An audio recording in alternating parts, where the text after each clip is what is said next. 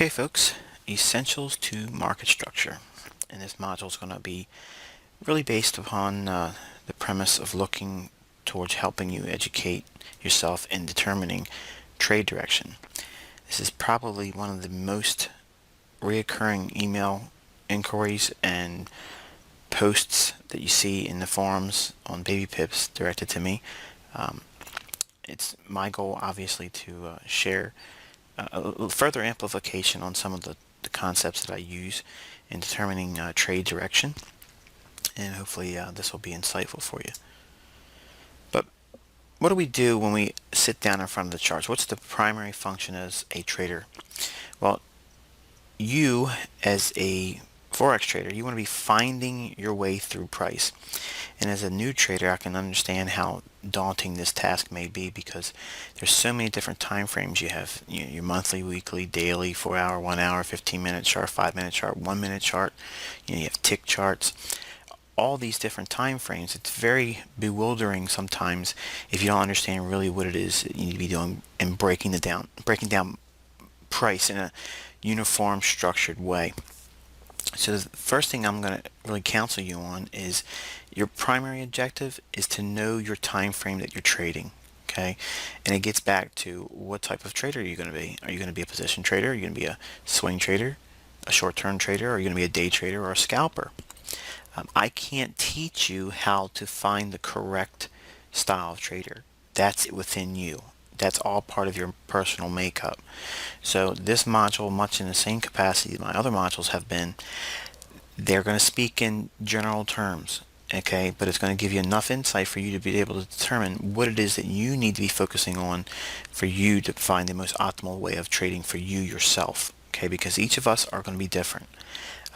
As you grow and you mature as a trader, you may be multi-time frame based in terms of trading. In other words, I consider myself a dynamic trader simply because I can trade any one of these time frames.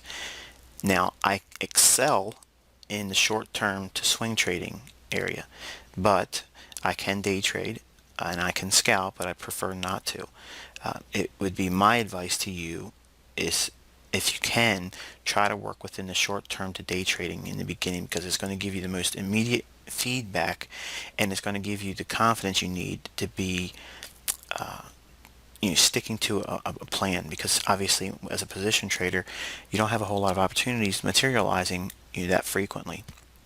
Swing trading, again, same capacity. It's going to be a little while between each setup, so it's going to be harder for a new trader looking to find themselves to wait between the signals and stick within that specific framework for trading.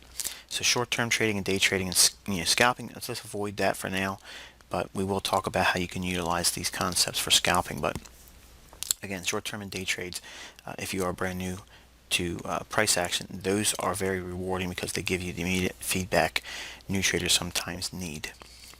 So let's talk about what the professional perspective is when we're applying market structure. Well, obviously for position trades, this is going to be anywhere between 3 to as much as 6 months to a year in terms of duration.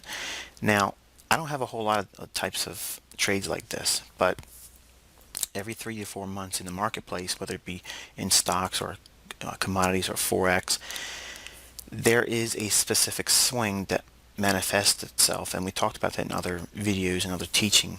I'm not going to cover that here, but if you are that type of trader, obviously the 3 time frames that you would utilize to break down market structure for your particular market would obviously be monthly, the weekly, and the daily. Okay, monthly being your highest time frame, your weekly being your midline or mid-level time frame, and then you have your daily. That would be your short term.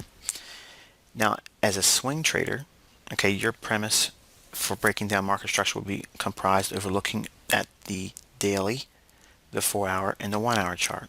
Okay, your setup will be based upon what you see on the higher time frame, the daily.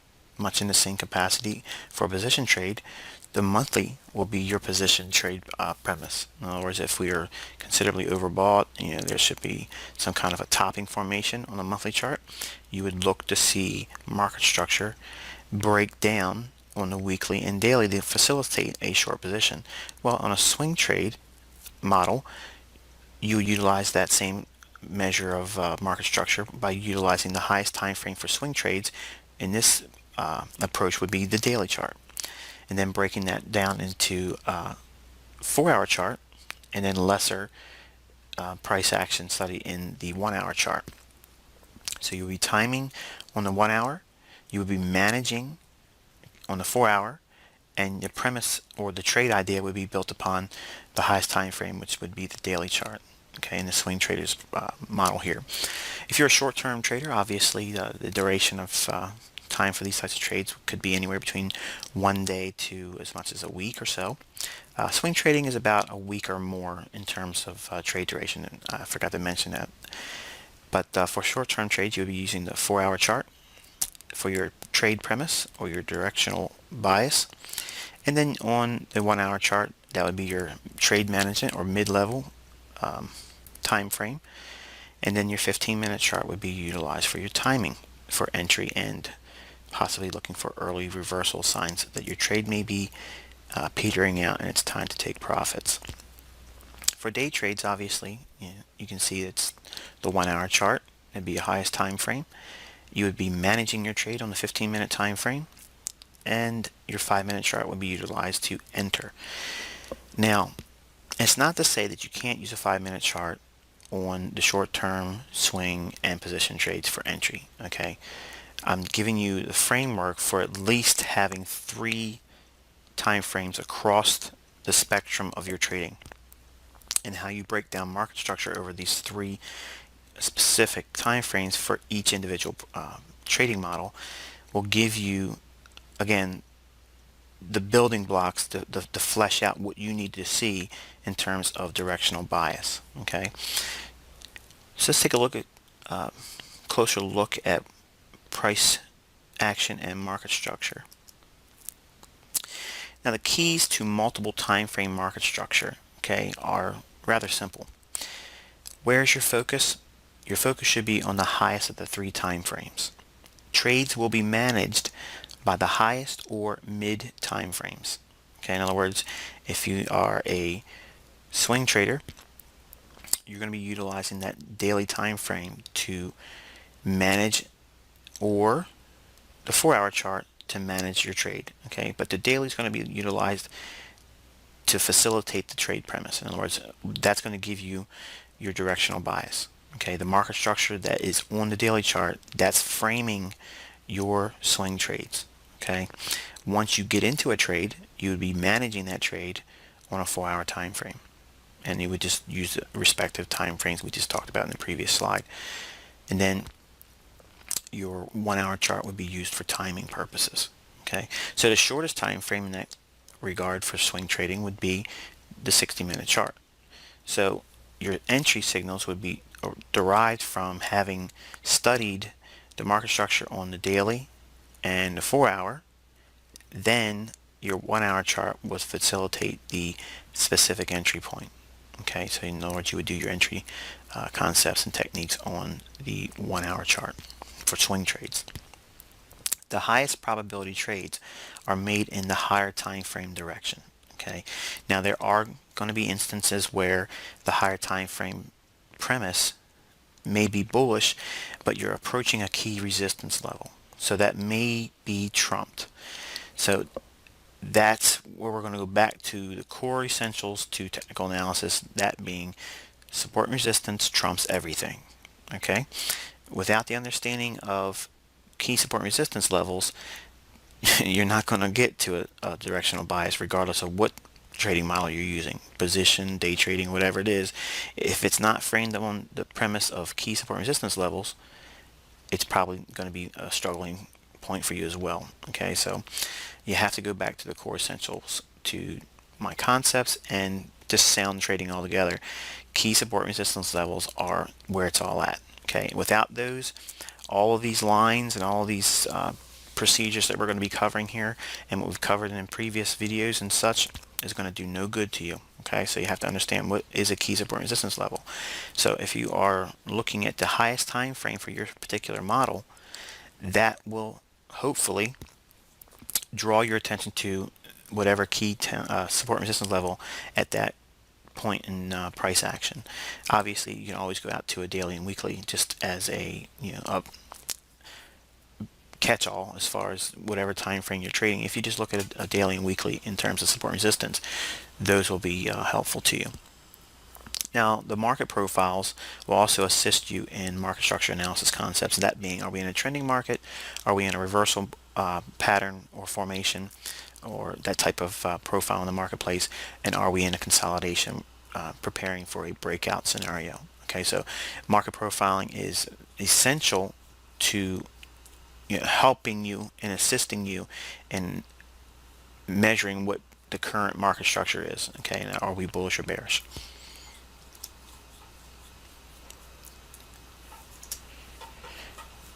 All right, when we're looking at market structure, or we're referring to market structure, what are we speaking about? What is it that we're trying to get at? Okay, well, if you look at a price rally up and then price hitting a major resistance level, we're going to assume for a moment that this is your higher time frame. Okay, and I'm going to keep it generic because that way you can apply it to whatever your higher time frame is based on the model of trader that you are aiming to be. As price rallies up into what we would perceive as a higher level key resistance level, price never moves in a straight line. Okay, so there's going to be a consolidation, a price move up, another consolidation, a price move up, and then as price makes it into this resistance level, then we would be anticipating a reversal. So when markets start to break down, taking out short-term swing lows in here, this short-term swing low on the highest time frame for your particular trading model, once that breaks, this would be the catalyst for you to say, okay, this is probably going to be an optimal trade entry based on the higher time frame chart of your profile. Okay, so for an example, let's just say that this is a monthly chart and you're looking for a position trade. Okay, if the monthly hits a key resistance level like this and it comes down and takes out a short-term low in the monthly, we know now that market structure has broken. Okay, so we have a market structure shift right here. Okay, now we don't know what price is doing over here. This is all in the future. We're anticipating these types of events in terms of price action, but until it actually gets there and starts trading, we can't deal with that yet. So it's all in anticipation and our anticipatory model as far as our framework and thinking about price action. This is what we would expect to see once this structure has been broken. Okay, but as price starts to rally up, we don't anticipate seeing a break through this resistance level. Okay, if we arrive at this as a possible resistance level, we would expect a retracement for an optimal trade entry, but then we would zoom in this area right here, okay, on a weekly time frame to hone in on more key shorter term time frame price levels.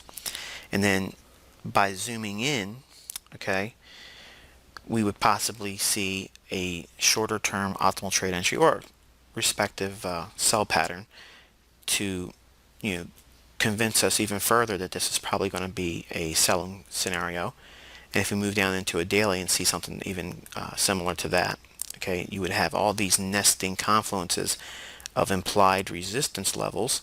Once a higher time frame market structure is broken down, and then we would be able to position ourselves in sync with a top-down approach with market structure. Okay, and then as price starts to trade down, this is the gray area. All these areas where there's missing gaps, okay, that's intentional. Okay, we don't know what's going to take place between the time where we see an entry point and where we expect to see price get to in terms of our targets, and we'll talk more about that later on. But this is the gray area where you have to be comfortable with, okay, because you don't know what's going to happen from where your entry point and your expected exit point. Okay, you don't know if it's going to go down there. Okay, you don't know if it's going to reverse and take you out of the trade. Okay, but the overall framework, okay, or price structure, okay, this is how market structure is built. Okay, this is a price rally and a decline. Okay, we have consolidation. If we expect to see some kind of a rally in here, something's bullish that we would expect to support at, as price starts to rally up, okay, we could be utilizing our mid-level or shorter term level time frames to see bullishness. Okay, we want to see support being held, resistance being broken. Okay, and every time price starts to pull back and retrace in here, the market structure concept that you would be utilizing would be to simply look for optimal trade entries. Okay, for buys, you would be looking for reflections to buy. You would be looking for type 2 trend following bullish scenarios. So in other words, in all this area here, you'd be looking for price finding support and resistance being broken. Okay, it's that simple. That's the whole framework behind market structure. And as price rallies up into another shorter term or intermediate term resistance level in here, price will hopefully find some support. Okay, but if it does start to break down, be comfortable with price coming back and blowing out previous lows in here. Okay, there may be an important low that's taken place, and trailing stop loss orders would be trailed up below that particular point. Okay, so as price dips back down, all that's going to do is give you another opportunity to get long. Okay, now again, let's think for a moment. This is the higher time frame premise. Okay, this is the highest time frame chart. When we start seeing this consolidation in here and we see the higher level resistance level, because these are all known in advance, this is why we have support and resistance studies done. This is all part of our top-down analysis, seeing where price may be reaching for. So if we start seeing price rally up in here and then consolidate again, and this is another higher level key resistance level, if price continues to maintain support and breaks above all of these short-term highs in here, the market structure implies that we could possibly see a leg from this low, or whatever low would form back here, to this high, duplicated on the retracement here from this low to this high. The same thing could be said with market declines and reversals going along. Every time we see a consolidations, you want to study these for shorter term, more dynamic support and resistance levels. These areas are more easily tradable because they have discernible price levels. They're very clear.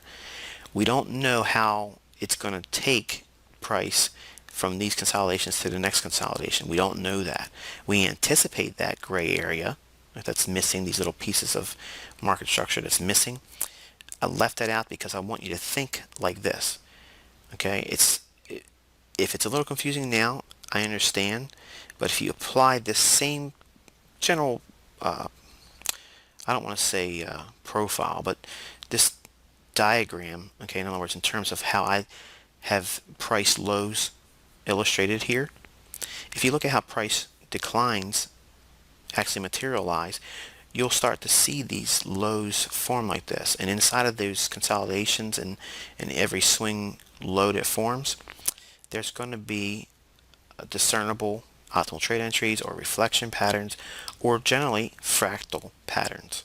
Okay, so you would apply these concepts, okay, with all the other concepts we've previously discussed, but looking at obviously a higher level key support level down here as a catalyst. Okay, so as price moves from a consolidation down into a new consolidation, much in the same capacity we just saw with the bullish move reaching up into a higher level resistance level, we could be seeing a consolidation in here with this higher level support level down here. This would be where price may be reaching for. So if it's consolidating here, we could look for a move from whatever high forms here to this low, okay, duplicated from this high or whatever high forms in this area down to this low. Okay, so while this diagram is fragmented, okay, think of in terms of the market maker profiles that I just recently shared with you guys this year. You see that same premise here as well. I don't need to draw the lines in here. You can actually probably remember by the way the profile was given to you. You can actually see it in here. Okay, so as price is engineered to go lower down into a support level, ultimately to trade higher, this is the building blocks that we work with. Okay, now because we have to live in the gray area and not expect a simple black and white premise to trading. When we see a consolidation here and price move down to a new area consolidation and price moves down to a new area consolidation, and then we have short-term breaks on market structure. Okay, in other words, we have a shift in market structure right here. As price trades down to that support level, again, this is all assuming this is the highest level of your 3 time frames that you're trading with for your particular trading model. When you see this shift in market structure here, we would anticipate seeing a bullish move higher. But here's where we enter a new level of gray. When we move into this new consolidation in here, this may not always translate into even higher prices going up like we have here implied. It could be just reaching up to go back to this range from this old high to this low. Remember, inside the range concepts. Okay, so you have to have that in mind. So that's why if you're going to be getting long down here, you expect to see some time of profit taking here. All right, and you would be able to see that utilizing your mid-level chart, okay, for your swing projections. Okay, and we'll talk about that more as we go on. But generally, as you see price come down in here, every time price retraces and gives you new optimal trade entries, that's what you're looking for. You want to see price holding support, breaking resistance, okay, on this side of the support level being found. But as we're trading down into that support level, we're anticipating market structure to break lows and then find resistance. Break lows, find resistance. Break lows, find resistance. Okay, so every new consolidation, if we're expecting price reaching down to our higher level support level, okay, on our highest level chart, that's why we do our analysis on the highest level, because you want to see where price is probably reaching for. And by seeing where the highest level chart in our particular trading model is reaching for, again, we don't know for certain that they're always going to get there. But if you look in these higher level charts, it's going to give you the highest probability in terms of success. If price doesn't get to these particular points and we start seeing early market shifts in market structure, this could be a catalyst for, another type of trade. Okay, we could possibly get a long in here and maybe even reach up into the range from the high to this low here. That may be a means of profitability. It could be a good reward to risk scenario here. Okay, 3-to-1 could still exist within that framework of price action. Okay, but again, even if that happens, we could still take some short-term trades in here, but that may be a very, very short-term bias, only taking you up to a higher level bias to get lower support levels here taken out. Okay, in other words, you're going to have to blend some concepts here. The inside the range concepts, simply looking at lower lows and lower highs. Okay, if we do get a short-term bounce in here between the high that's formed here and the low here, this could be creating another optimal trade entry to get that fulfillment of this lower level support level down here.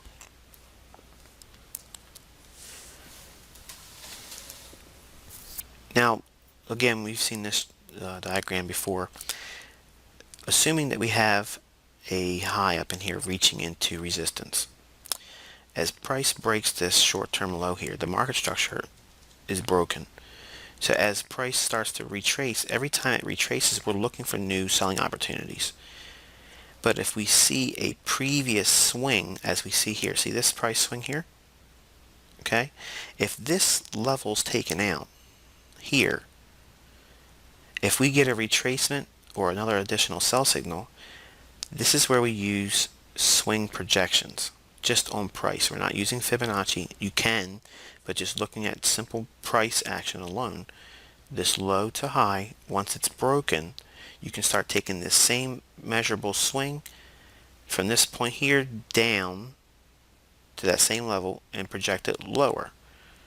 Okay, and you get somewhere in this area here. Now, I purposely allowed the diagram to be a little bit farther because I teach to exit on the trade before the actual objective is met. Okay, so every time we see a broken swing, okay, this is a swing that's broken here. In other words, this low here, or whatever low it would have formed in here, I'm assuming that you can see this as a swing. when it's broken right here, we went below it here. If we retrace back into it, okay, I also purposely drew this a little bit past what would be expected as resistance. I've purposely allowed this to move beyond this low here to illustrate how support and resistance can be gray as well. It's not black and white. You're going to have to allow some flexibility with price. So when it starts to pull back deeper, okay, this still could set up the optimal trade entry. Okay, and while this isn't the exact level price was able to stave off a rally, it still was working within the previous range here and this high here as well. So we're still within a bearish market structure. So don't be lulled into thinking this is going to be a long to go higher, assuming again this is a higher level of resistance level. And again, every little short-term retracement in here could be a catalyst for an additional entry using our smallest of the 3 time frames. Again, this is all modeling off of the highest time frame, okay, and then assuming once we get this broken down, this swing low here broken, we could utilize the mid-level chart for additional entries and or managing of a position that's already been assumed based on the highest of the 3 time frames. Now, as price also breaks down these swings, in other words, this swing up, once it's broken, okay, this is an engineered swing, okay, you see this in price action all the time, okay, it's a measured move, it's very simple, taking this low to this high, whatever that range is, subtract it from that same point here and project it lower, okay, that's the measured swing. Here is a measured leg move. You have the high down to a low here, and when price starts retracing here, we could see this as an intermediate term price swing, okay, or price leg. So we have a measurable swing here that we can use for projections. Then we also have a measurable leg, okay, so we have the first leg of price down here, and we retrace back utilizing the framework that's based on this swing up, okay, so we're blending 2 concepts here, a swing that's broken, okay, and within a bearish market structure. Then we also have a retracement back into a previous support, broken, it should act as resistance, okay, and notice how this low here, I try to more or less imply that price could be reaching for even a shorter term support that's broken now as resistance. So what might look real clear and discernible on the charts, it may not be as clear cut as that, but we would expect this to be an intermediate term retracement for a new leg down, and that's when you would expect to see the high to low here on this leg repeated and projected from this high, whatever forms here, down here, and that would look similar to what we'd expect when you see intermediate term highs and lows. Intermediate term high is obviously a high that has lower highs on either side of it, okay, and an intermediate term low is a low that has 2 higher lows on either side of it. So it's very easy to see. It's simply looking at your candles and your bars on your respective time frames, and when you see these, note them, okay, and by noting them you'll have whatever ways you want to have it. I'm delineating and denoting that with these blue circles here. It could be anything on your charts. You could have stars. You could just type intermediate term high, whatever. You could put the little arrows on it. Whatever it is that you use to identify them, that's your way of doing it. But it's important you understand where they're at. And when they start to nest out like this, okay, you can classify intermediate term to now long term, because if we have lower highs on either side of it, okay, this would classify this as a long-term high. That would also allow you to expect to see much longer term price swings, okay. So by nesting out and marking off your swing highs and swing lows on your respective time frames, you start to build a framework that's needed to be able to discern if you're in an intermediate term or short-term price swing and within your market structure. Now that leg that we were talking about earlier can be seen here by having that intermediate term high noted. So this is a intermediate term price leg, and then here's your intermediate term retracement. okay? And then you would see, obviously, the next leg down would be replicated. So you can see the range between this low to high is exactly what you see here, causing you to expect or anticipate price movement back here. If you're in the trade still, once you retraced, you can expect to hold on to that trade to get back down to these levels here, which would obviously hopefully be a higher level support level to also converge and have a confluence of reasons to expect to take some profits there.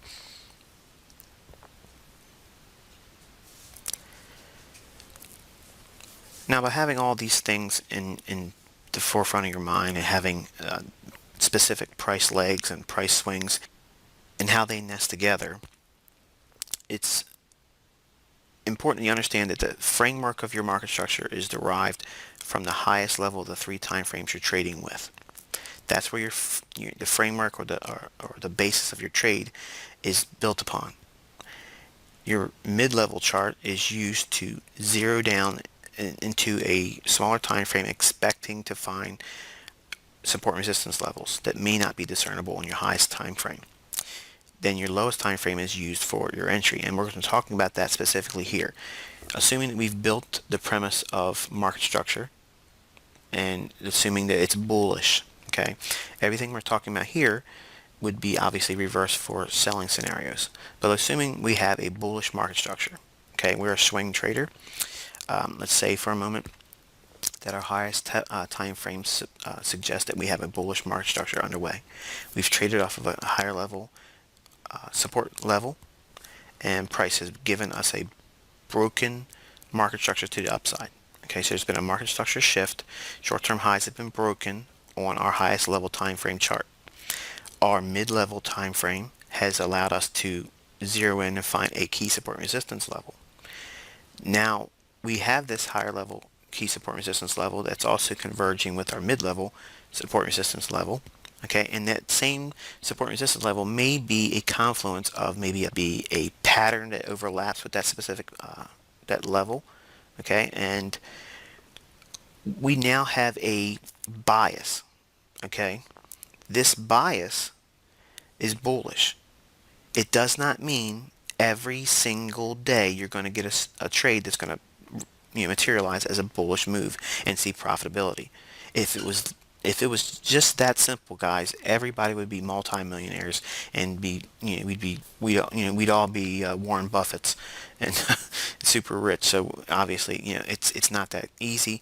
You have to have some discernment and allow for some failure, because it's going to happen. But assuming that we have that premise, okay, our bias is to buy. It doesn't mean that traders can't make money going short this specific day or time frame. Okay, it just means that you are going to stick to being a bull at this particular day or particular time frame. Okay, so with that in mind, we always go back to our key premise of trading within kill zones. Okay, so you want to be doing your entries in your kill zone times: London open, New York open, London close, or Asia. Okay, but assuming we have already arrived at our time of day when we're going to be trading, okay, we already understand that the kill zone, when it's going to begin, we already have our key support and resistance level already identified, and we know where price should get to before we do anything, and that's going to be basically this little area right here. So when we're going to be seeing price hopefully at some point move down to that level here, this is our action point. This is where we take action. We do the entry here, and it could be on a limit basis or it could be a market order, but we're utilizing time and price theory. Okay, so this is what it looks like in your mind. There's nothing happening yet. You anticipate these events unfolding within a specific time of day with a specific bias in mind. Okay, you want to see these things line up. And I think what happens is you guys send me emails, you talk about it on the internet, posting on Baby Pips forums. I don't know what the bias is for today. Here's the secret. Every day, the bias is both directions. Every day, the bias is both directions. Think about that. There's traders making money going long and short that day. But you have to decide on what it is that you're trading based on your time frame and your profile Okay, as a trader, are you a short-term trader, swing trader, are you a position trader? And you're looking for the bias that you're holding to line up with price action. Okay, you can't force price action to do what you want it to do. You can only get yourself in sync with what price may be doing and allowing you a ride. Okay, so with that assumption, we're looking at price here with the bullish premise that we would be expecting to see higher prices if we get down to this support level.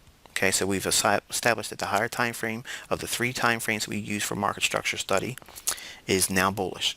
Okay, we assumed that we have a very respectable support level down here. Okay, so if price trades back down to that level within a kill zone, we're going to be taking action here to buy. Okay, and all we simply do at that point is you wait. You wait until the kill zone starts, and when price gets to that specific point, you use whatever entry technique or concept you're going to be utilizing for your trade entry. It could be optimal trade entry, it could be reflection, it could be a grail, it could be a stinger, it could be any one of the trading patterns that you're utilizing, but it's happening at a key support and resistance level with the higher time frame of the 3 time frames you use for market structure giving you your bias. So when you have that, this is your action plan. This is what you do. You don't do anything else. Okay, this could be a sell pattern here, okay, for someone that's a very short-term trader, okay, and trades down, and they've made money from this point here to here. That's not your trade. Okay, so don't try to force more out of the concept than it's intended. Okay, you're just simply looking for a bias for your style of trading. Okay, it doesn't mean that you're going to be right all the time. Okay, so take that out of the equation. All you're doing is looking to get yourself in sync with whatever price action is doing based on your premise or your style of trading.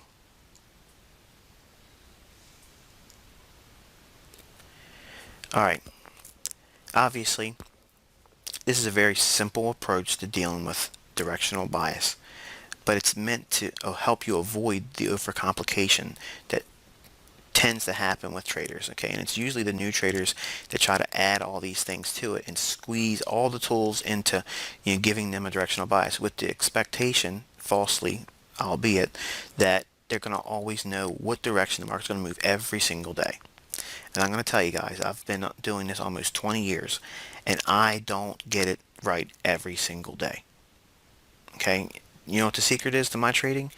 I simply wait until everything lines up that I'd like to see, where the majority of all my tools, not all of them, the majority of the things that I'd like to see based on my understanding what markets suggesting to me. In other words, or what profile are we in?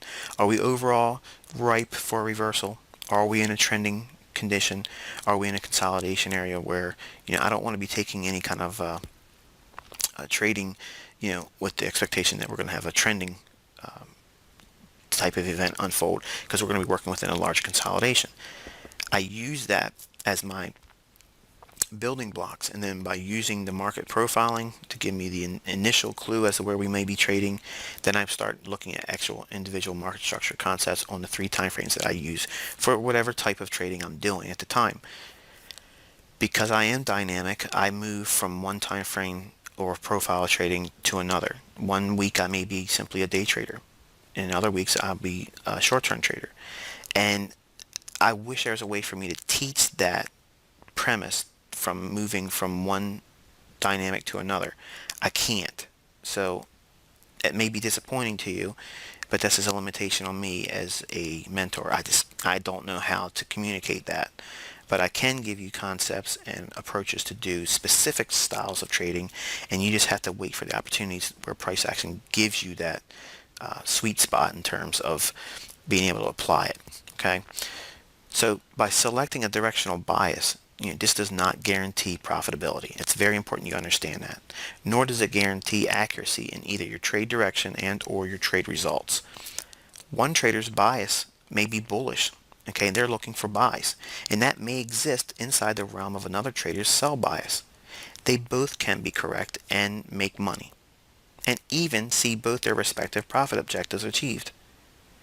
They both can be wrong and make money despite their respective profit objectives not being achieved. Again, it's not being about being quote-unquote correct. It's about being profitable.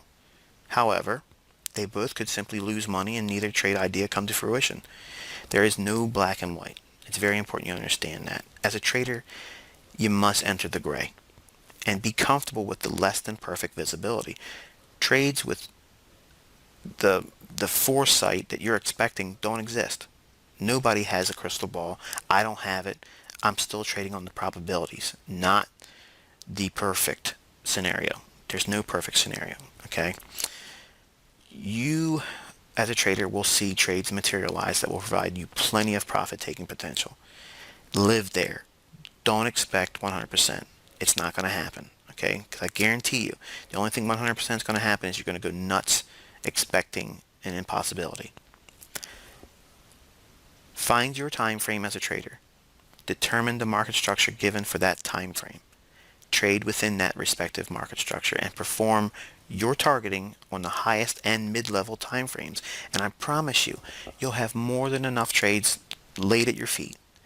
But it's not about trading every day, and it's not about capturing 1,000 pips a month. Okay, it's about consistently harvesting profits out of the marketplace, keeping risk low, and your action level low. Don't try to trade a whole lot. Keep your trading controlled. That way you're going to control your emotions, your expectations will be kept realistic, and you're going to live comfortably in the gray.